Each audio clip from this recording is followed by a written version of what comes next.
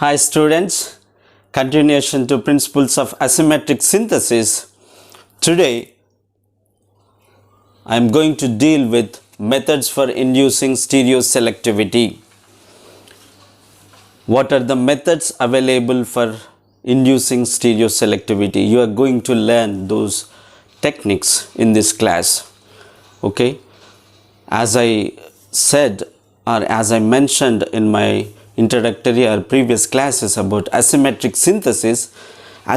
synthesis is very important in the field of organic chemistry because most of the natural products and naturally occurring compounds are asymmetric molecules, right? All the enzymatic reactions are asymmetric reactions.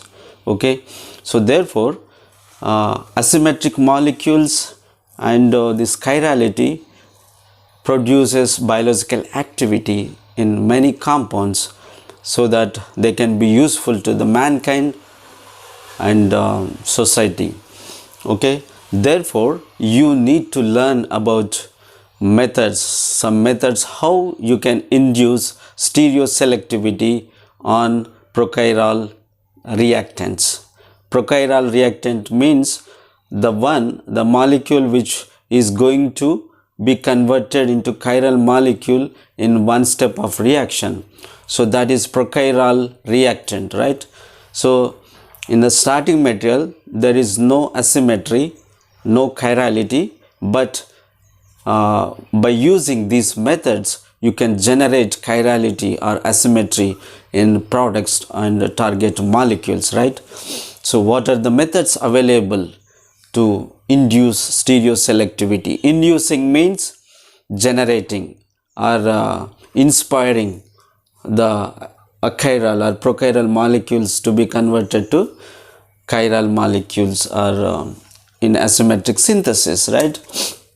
So there are four methods, general methods, which are available to induce stereoselectivity. The first one is use of chiral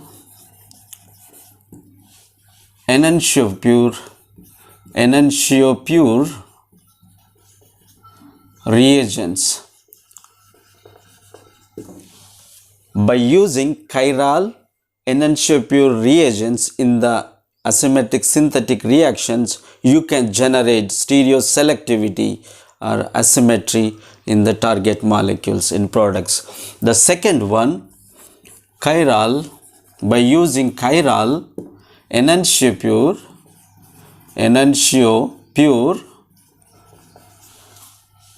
catalysts, okay. A second method you are going to learn, by using catalyst you can induce stereoselectivity in the reactions. Okay, the third one is using chiral enantiopure solvents. Okay, enantiopure solvents. By using chiral enantiopure solvents also you can induce stereoselectivity or asymmetry in the reaction. Okay, the fourth one is by using chiral enantiopure physical agents. Chiral physical agents. Sorry, in this you may not use enantiopure because physical agents, only chiral physical agents. So that means we can use circularly polarized light as a physical agent to induce stereoselectivity or asymmetry in the reactions. Okay, so these are the four methods, general methods you have to learn for inducing stereoselectivity in the reactions. Therefore they can be asymmetric synthesis and you can produce asymmetric products or stereoselective products. Okay, by using chiral enantiomer reagents. If you observe reagents, catalyst, solvents and physical agents. So what are the components we are talking about? So in organic reactions, generally what are the things you will take or components you take to carry out organic reactions?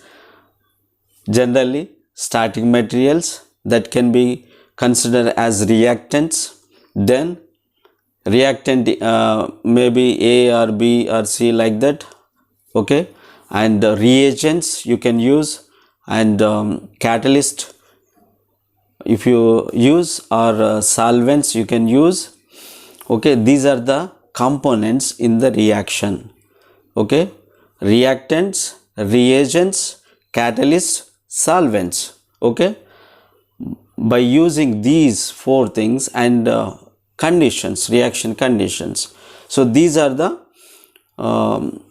varieties of factors by which you can carry out the organic reactions, okay. So finally, after the completion of the reaction, you will get products or byproducts. So that is the general equation for organic reactions, okay. So for inducing stereoselectivity or asymmetry in the synthesis, you might use either reagents or catalysts or solvents or physical agents. One of them must be chiral. One of them must be chiral, okay. So that means in chiral environment, reactions produce chiral stereoisomers. In without chiral environment, that means none of them are chiral. If that reaction could be considered as achiral or cannot be considered as asymmetric synthesis, it cannot produce stereoselectivity or asymmetric synthesis, right? So therefore, if you want to produce stereoselectivity or asymmetry in the reaction products, you must use any one of these must be chiral agent. Then only you can produce the gas asymmetry in the target molecules. Otherwise, you cannot produce that reaction without chiral environment. That means all of them, either reagents, either catalyst, either solvents or physical agents. If you don't use any chiral component, you cannot get chirality in the products. So that is the general principle you need to keep in mind, in your mind, okay. So I will explain one by one how we can induce or generate stereoselectivity or asymmetry in the reactions by using chiral enantiomer reagents, chiral enantiomer catalyst.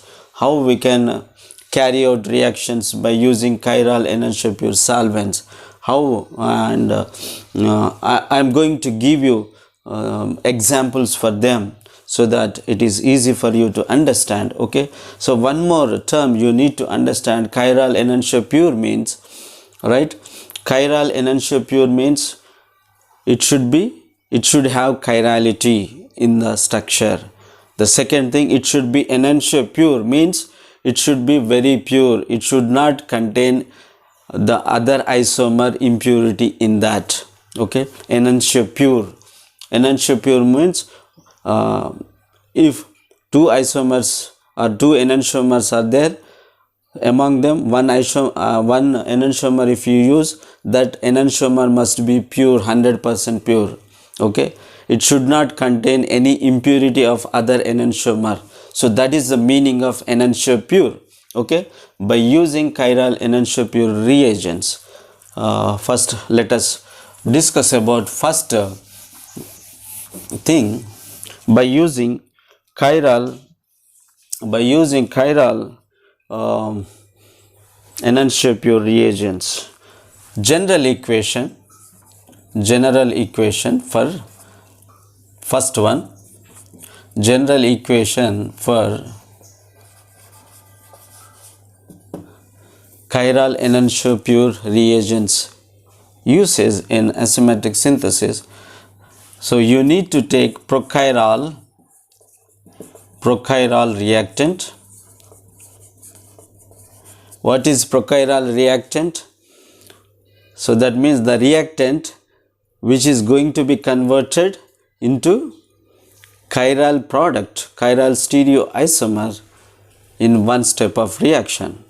That is called prochiral reactant. That means it has enantiotopic ligands or enantiotopic phases on its structure, or diastereotopic ligands or diastereotopic phases on its structures. They can be considered as prochiral reactants, right? Prochiral reactant, chiral enantiopure reagent, as well as you can use achiral catalyst, achiral solvent. Okay, so these are the reaction conditions for use of chiral enantiopure reagents reactions, okay, for inducing stereoselectivity or asymmetry. This reaction produces enantiomers. Enantiomers, they may be considered E1 and E2 with an unequal amount.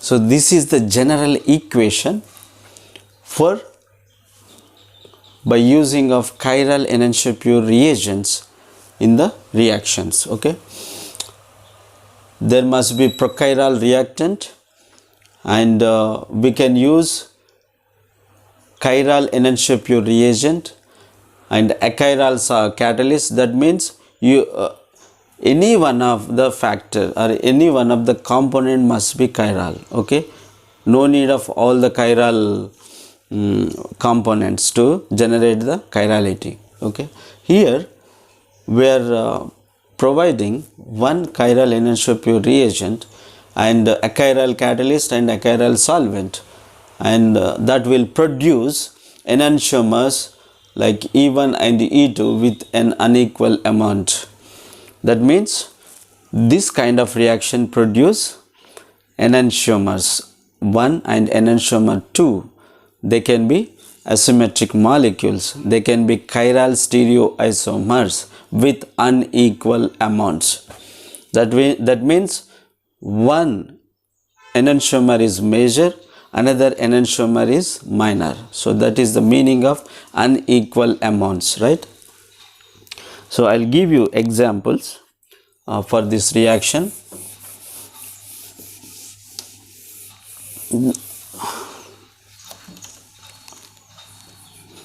Examples, enantioselective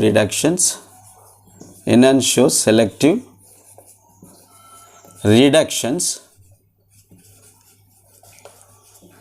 by using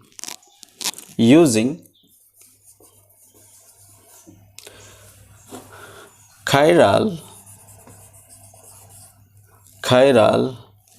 aluminum alkoxides, aluminum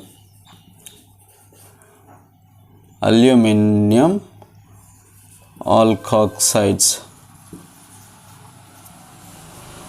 or chiral trialkyl aluminum compounds, chiral trialkyl aluminum compounds,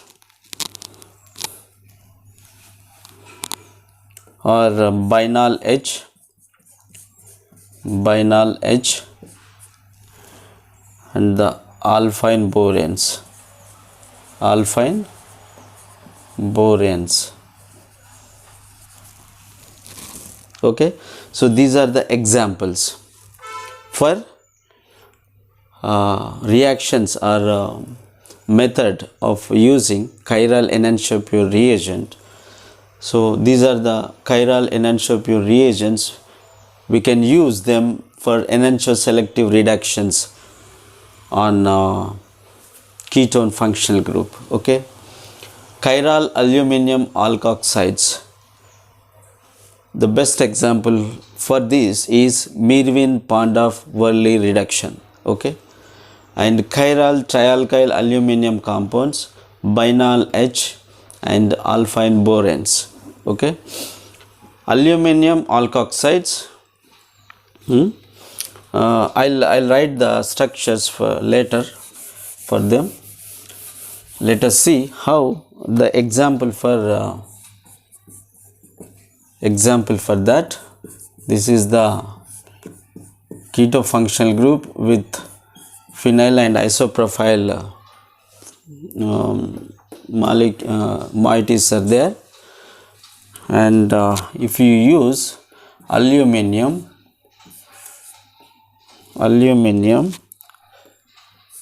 CH2 C2H5 CH3 trialkyl aluminum. This is the chiral reagent, this one, and in the presence of pentane as a solvent at 0 degree centigrade produces isopropyl converted to alcohol pH isopropyl OH. So this is S conform enantiomer, this is R enantiomer, and the ratio for this is 72% and this is 28%. That is 28%. Okay, the ratio for that is 72% and 28%. Okay, right. So here this is the example for one of the method using as chiral reagent to produce stereoselectivity in the products. Okay, so this is the prochiral reactant,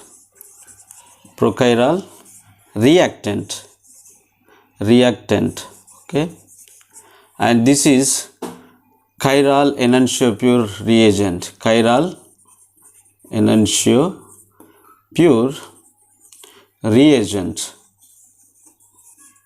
Okay, and pentane as solvent, that is achiral solvent, and conditions for this reaction is 0 degree centigrade. Okay, so this trialkyl aluminum compound, this is chiral enantiomer reagent. There is a chirality.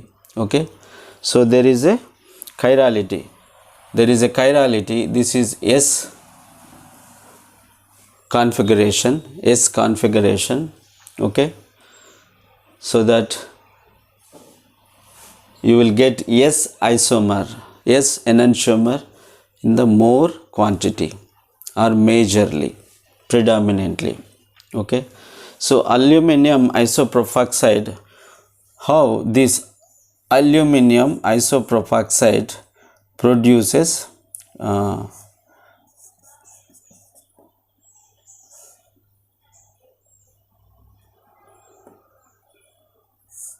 C2H5 CH3 H. Okay, CH2 C2H5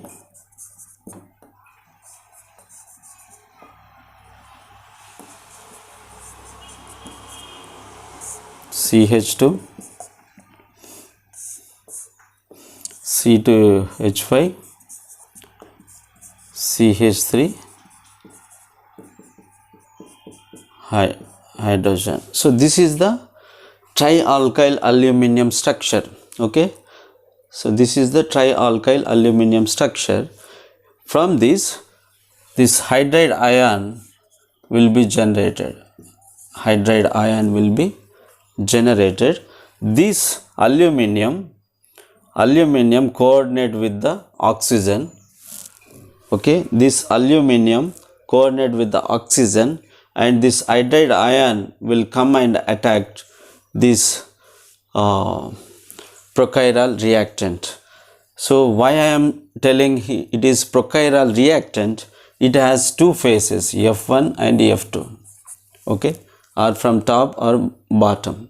Okay, so because the two groups are different, this is a prochiral reactant. Okay, so if the hydride ion, if this S configured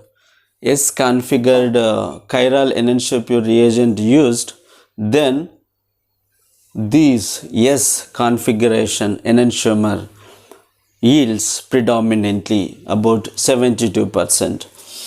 So this R configuration enantiomer, that is R configuration enantiomer, yielded less quantity, about 28%, right? So this is the example for by using chiral enantiomer reagent we can induce stereoselectivity, or we can generate chirality or asymmetry in the products. Okay, here this is the prochiral reactant. We are using chiral enantiomer reagent and pentane as a chiral solvent, and at 0 degree centigrade. So these enantiomers formed unequally. So that means this forms predominantly over this configuration. So it depends upon the configuration of the reagent. Because we are taking S configured enantiomer reagent. Therefore, you will get S configured product as a predominant product over the R configured enantiomer. So this is the example, and what happens in this reaction? Finally, CH2, CH3, C2H5.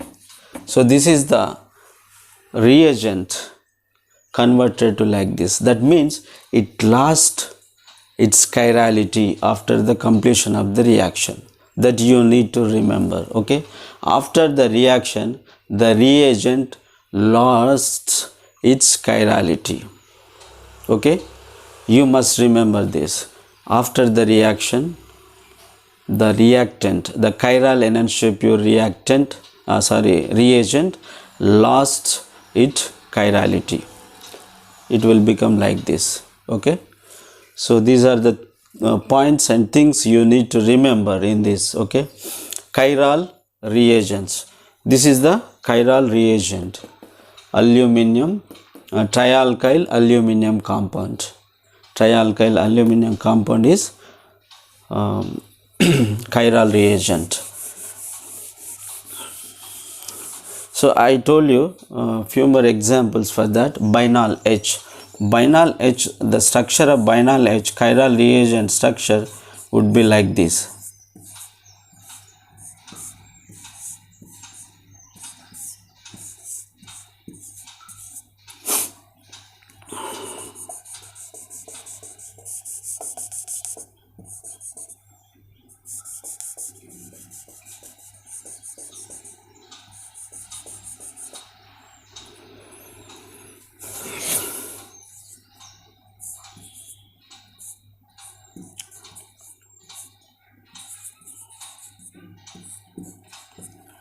So this is the bienal H structure. Bienal H structure. So this is one of the example for chiral enantiomer reagent. Okay, chiral reagent. Chiral reagent, this is S configuration, bienal H. Okay, so this is the chirality it has, asymmetry. Okay, so that bienal H means, so binapthyl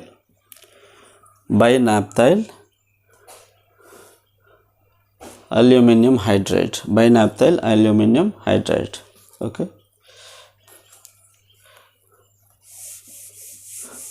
this is one of the chiral reagent. By using that, you can produce chirality or stereoselectivity in the products and the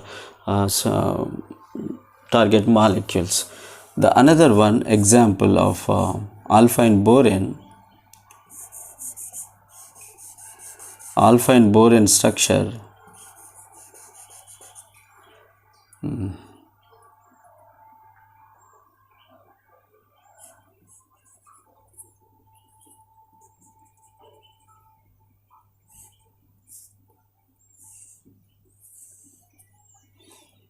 So this is the alpine boron structure. Alpine boron. This is also one of the chiral reagent. Okay, so these kinds of reagents we can use in the reaction so that we can generate chiral molecules, chiral stereoisomers. They may be enantiomers, they may be diastereomers. So this is the one of the method, first method. By using chiral enantiomer reagents, we can generate asymmetry or stereoselectivity.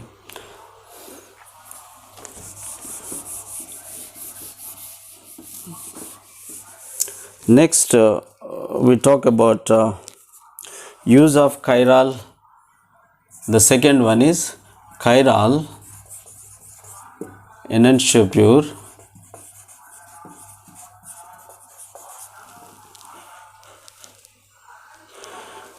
enantiomer catalyst. Okay, so this is the second method by which you can the second method we can use chiral enantiomer catalyst. We can use these chiral enantiomer catalyst and you can generate or you can induce stereoselectivity or asymmetric molecules in the products. Okay, so these reactions, in these reactions are carried out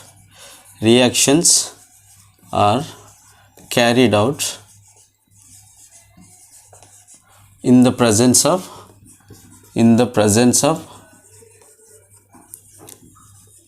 catalysts. Okay, so these kind of reactions can be carried out in the presence of catalysts.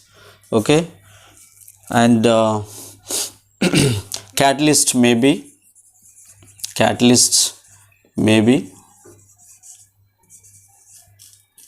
organometallic catalyst,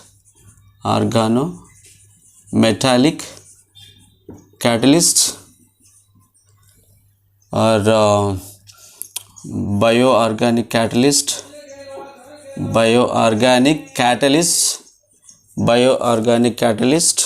or organocatalysts.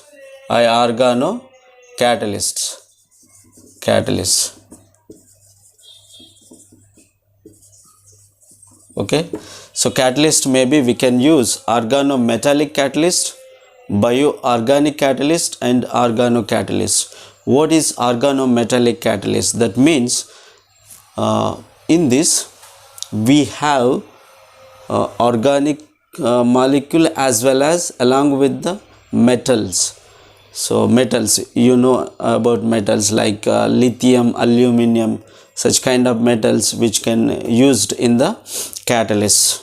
Okay, so whenever organic molecule and metal combined with prepared as a catalyst, that can be considered as organometallic catalyst.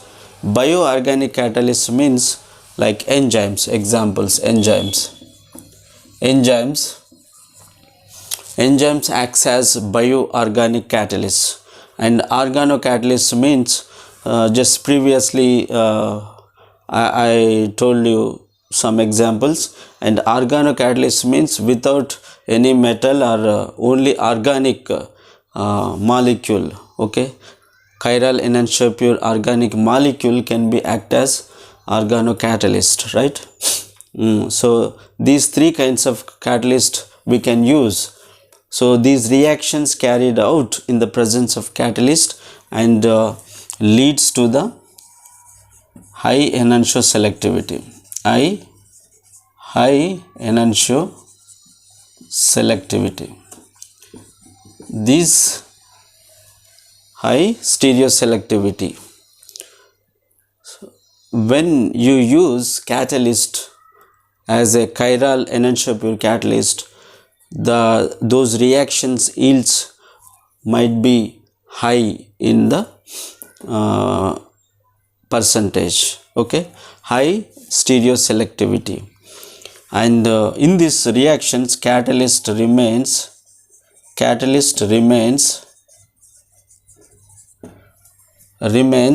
same after the reaction.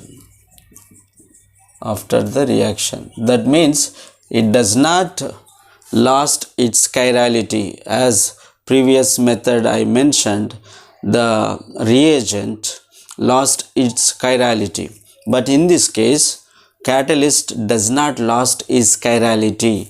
It remains same after the completion of the reaction.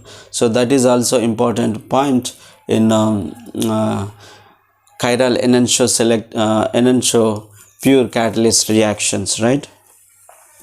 So examples, I'll give you examples, some examples.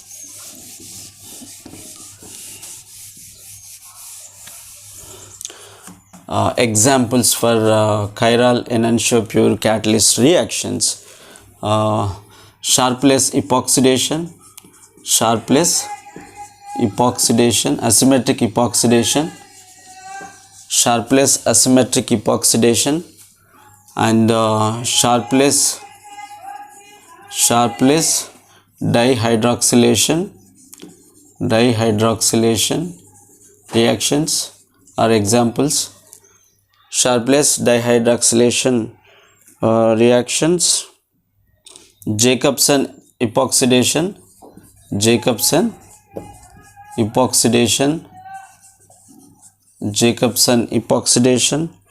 and Nauri's hydrogenation,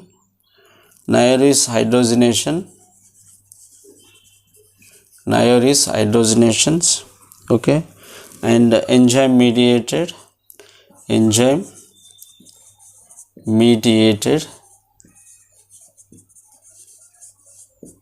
reactions. So all these are examples for chiral enantiomer catalyst reactions, where we can generate stereoselectivity or asymmetry. Okay, Sharpless epoxidation, Sharpless dihydroxylation, Jacobson epoxidation, Nauri's hydrogenation, and enzyme mediated reactions. Okay, in the later part of this syllabus I am going to explain detail about these named reactions also. Okay, so I'll give you example for these.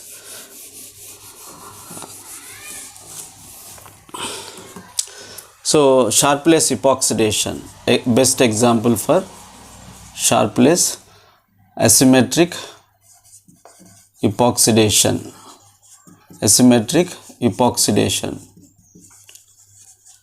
The example for chiral enantiomer catalyst. Okay, the starting material would be allylic alcohol,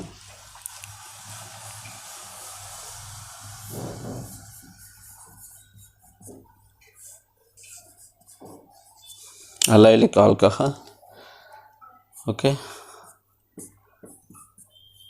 this is the allylic alcohol.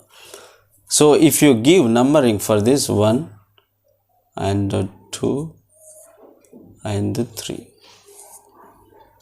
okay, so if you connect 1 to 2, 1 to 3, so that means it is anti-clockwise. Okay, anti-clockwise. Whenever this kind of situation arises, the reagent used in this, the catalyst uses in this TBHP. This is the reactant, and titanium isopropoxide, tetraisopropoxide, OC3H7. Okay, and D minus DIPT, diisopropyl tartarate, and in the presence of DCM as a solvent. So these are the reaction conditions. Okay, produces. So here, if it is anti-clockwise, this minus DIPT uses, that means top phase attack,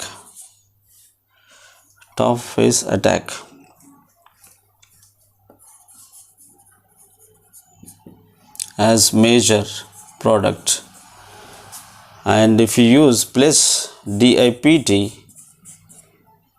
it's the bottom attack,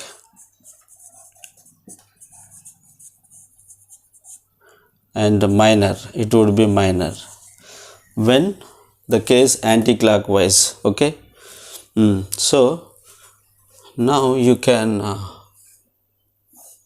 C2H and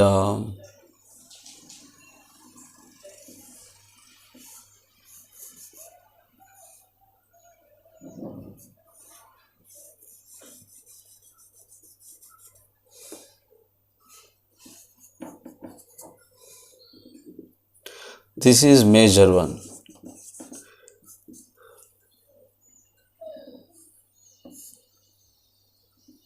CH2OH.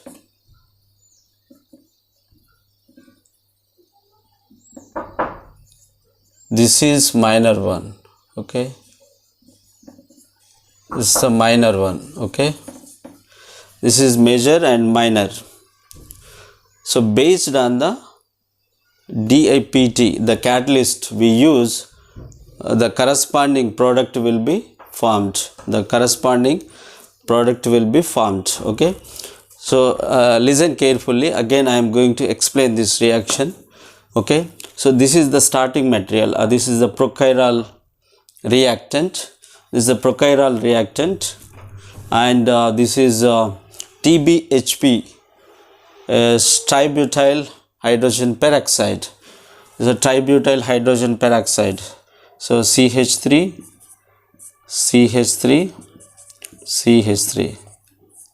OOH. So this is the structure of tributyl peroxide. Okay, tertiary butyl peroxide. Okay, and this is titanium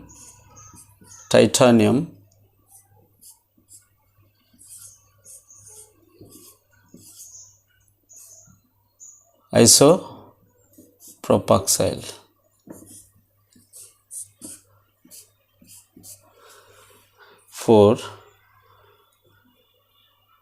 This is the titanium tetraisopropoxyl compound. Okay, and what about DIPT, diisopropyl tartarate, diisopropyl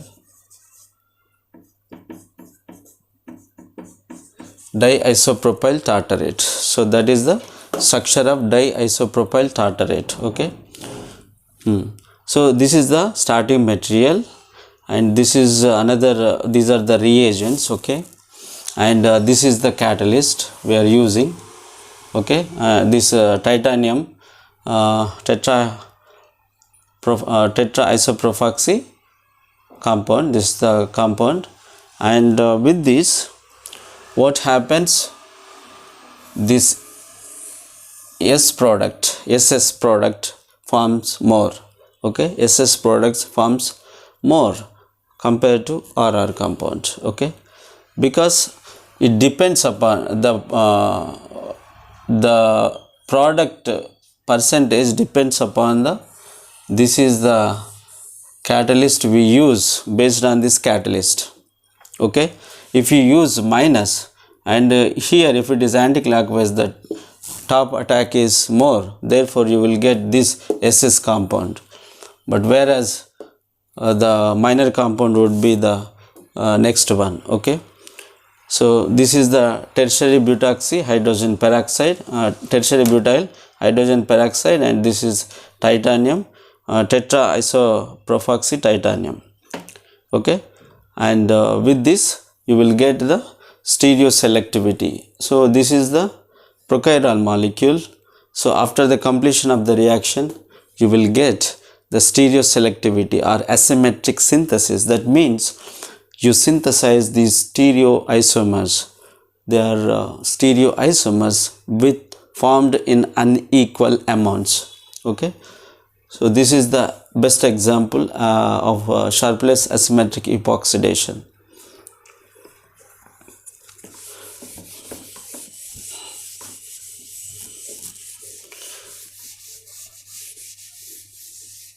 The next one is use of chiral enantiopure solvents. Chiral enantiopure solvents. So compared to previous two methods, this method is little bit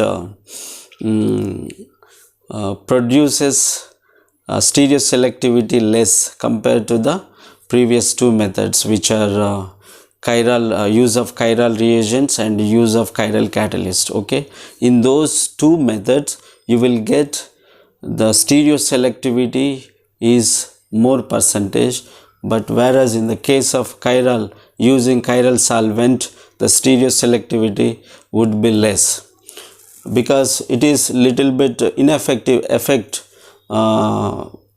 compared to those previous two ones, right? So this solvent, the chiral solvent in this reaction, chiral solvent, let me write you general equation for that. General equation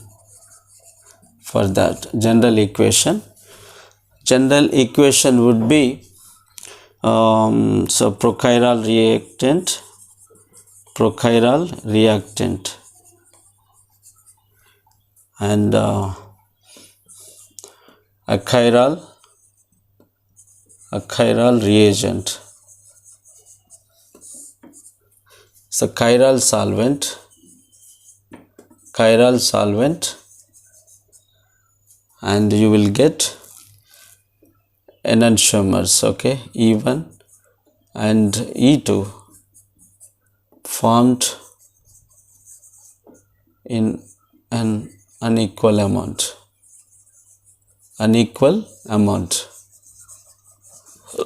Okay, this is the general equation for this method.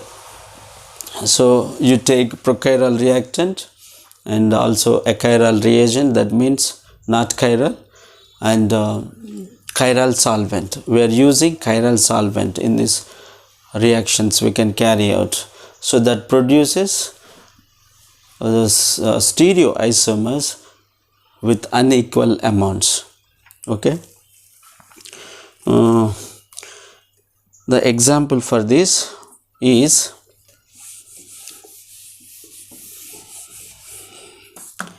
so this aldehyde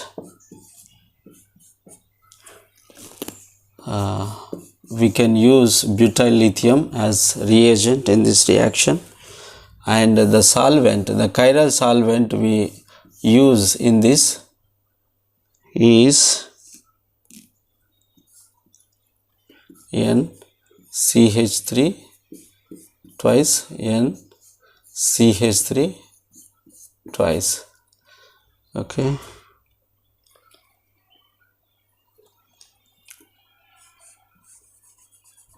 OCH3,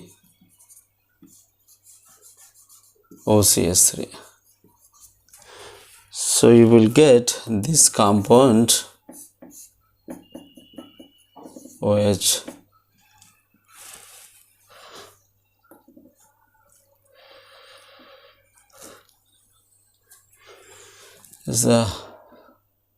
It is our major, okay. The another one is minor. Okay. So in this reaction, what happens? So this is the prochiral reactant, and we use butyl lithium as a reagent, and this is the chiral solvent, okay. This is the chiral solvent. If you use this chiral solvent, you will get stereoselectivity or asymmetric molecule generation with this reaction. So that is this is the first and second and third, okay. So anti-clockwise, but the lowest priority group is towards the viewer, therefore it reverses. So this is R configuration. So R compound formed predominantly in this reaction. This is chiral enantiomer solvent reaction, okay. We use, by using chiral enantiomer solvents, this is a chiral enantiomer solvent, so you will get this compound predominantly or majorly compared to the other isomer which is formed less. So this is about chiral enantiomer solvents.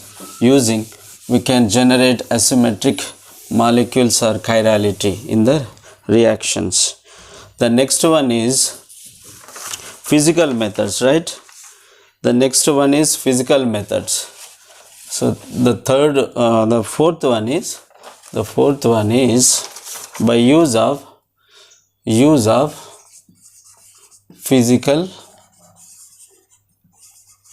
chiral physical agents. By use of chiral physical agents. Also we can generate asymmetric molecules or stereoselectivity, okay. So what is chiral physical agent? I'll give you example for that, okay. Circularly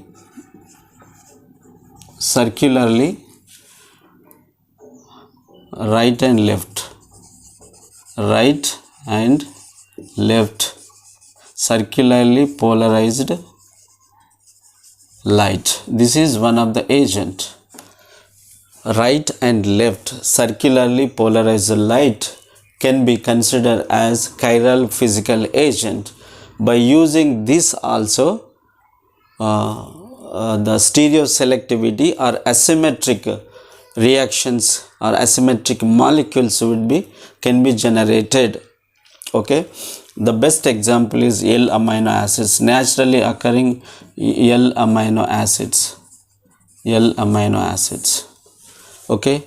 So in the nature, most or almost all the amino acids, naturally occurring amino acids, would be L amino acids. What is the reason? What might be the reason? Because of this right and left circularly polarized light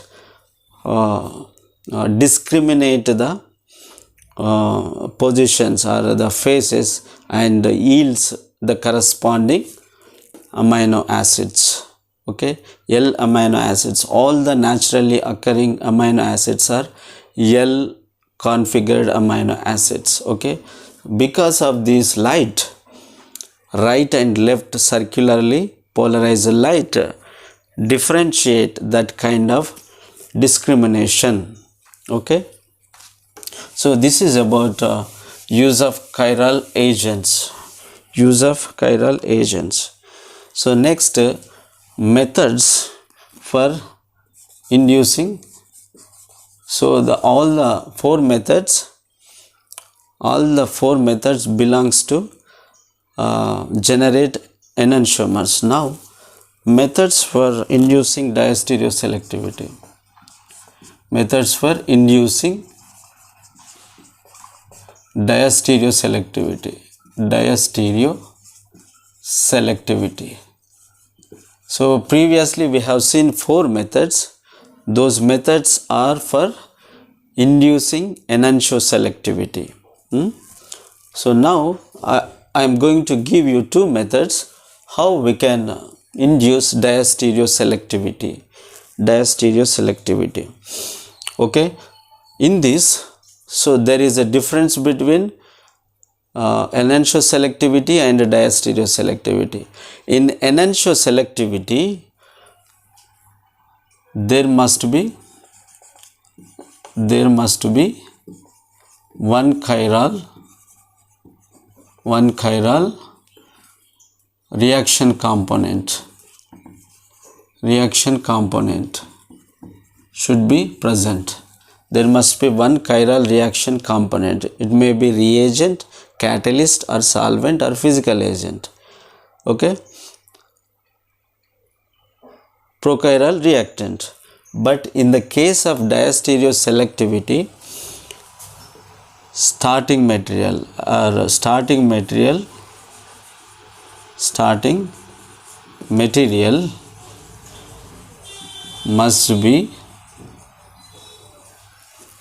must have chiral center.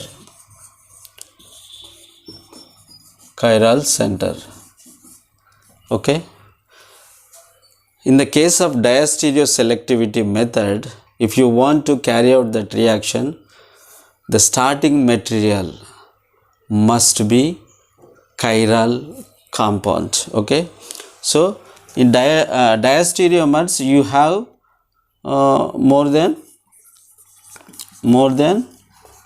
one chiral center, right? More than one chiral centers in diastereomers. Okay, so to carry out diastereoselectivity, in the starting material there must be at least one chiral center, so that with that chiral center it can affect the another prochiral center into chiral center after the reaction. So that's what happened, right? So that means the second component, reagent or catalyst and solvent, so may be chiral or achiral.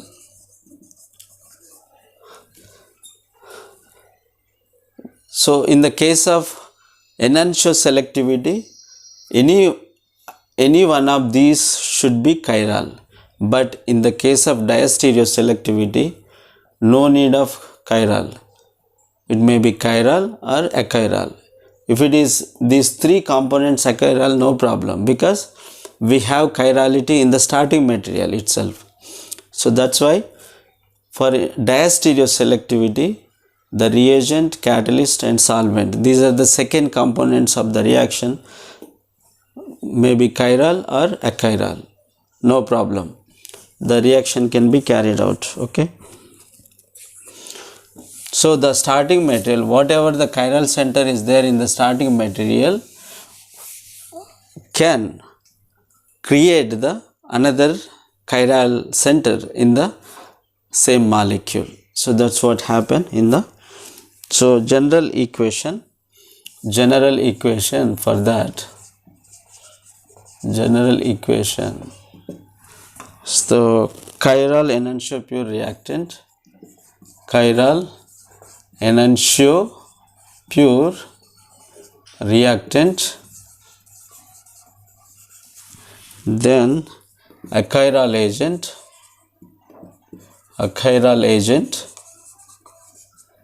and achiral solvent produces diastereomers D1 and D2 unequal amounts,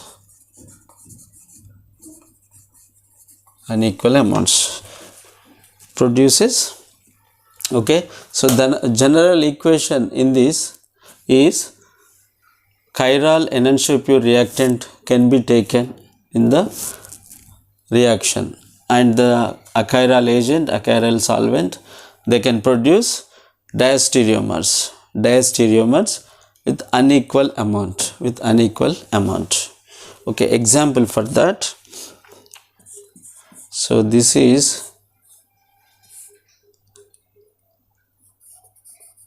CH3 H phenyl MgBr gives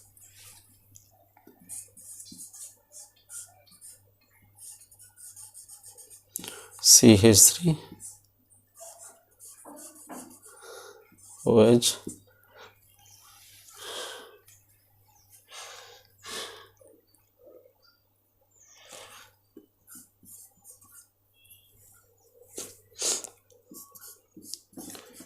pH CH3 OH. So this is 80% and this is 20%. Okay, so this is the reaction example for generating diastereoselectivity. Okay, this is the starting material, and this Grignard reagent can be used.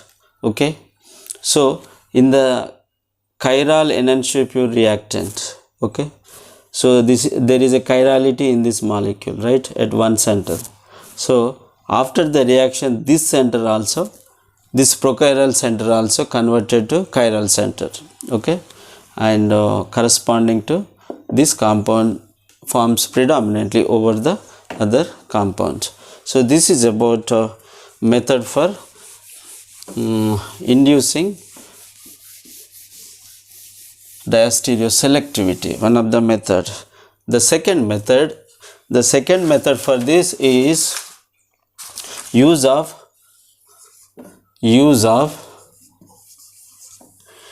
chiral auxiliaries.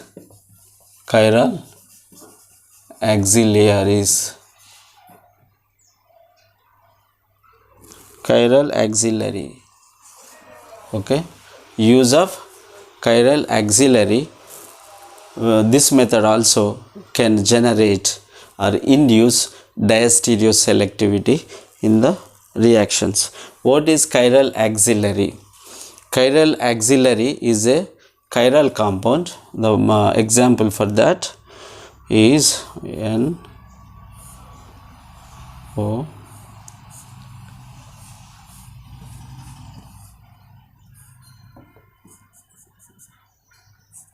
So this is the chiral auxiliary. Okay, that means this chiral auxiliary can be attached to the prochiral unit or the reactant. Okay, so what is the here I'll take this CH3 C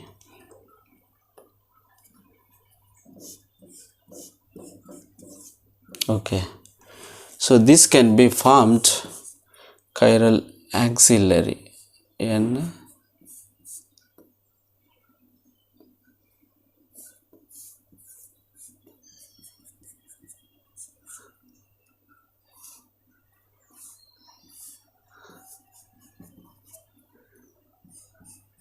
okay.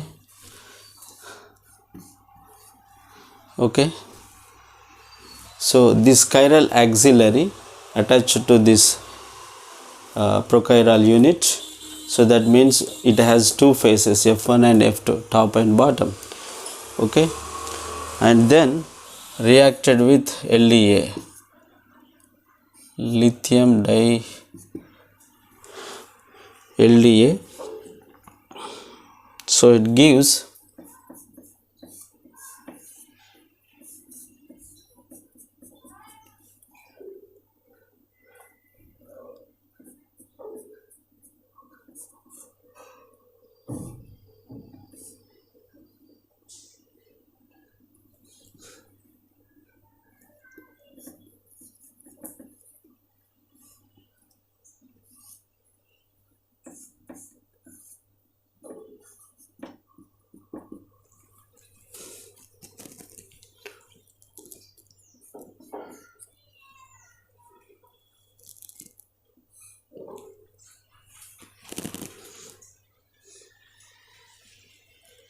So now this reagent pH MgBr attacks from this side, you will get corresponding product. Okay, you will get corresponding product. So this is the example of use of chiral auxiliary as a component in the reaction. Okay, so what happens, this is the chiral auxiliary which is attached to this prochiral unit, and after that we use some reagent, so which can after that this phenyl magnesium bromide will come and attack from front side, because this is back side. Okay, this reagent having S configuration, so that you will get the front side configuration in the product. Okay, the product would be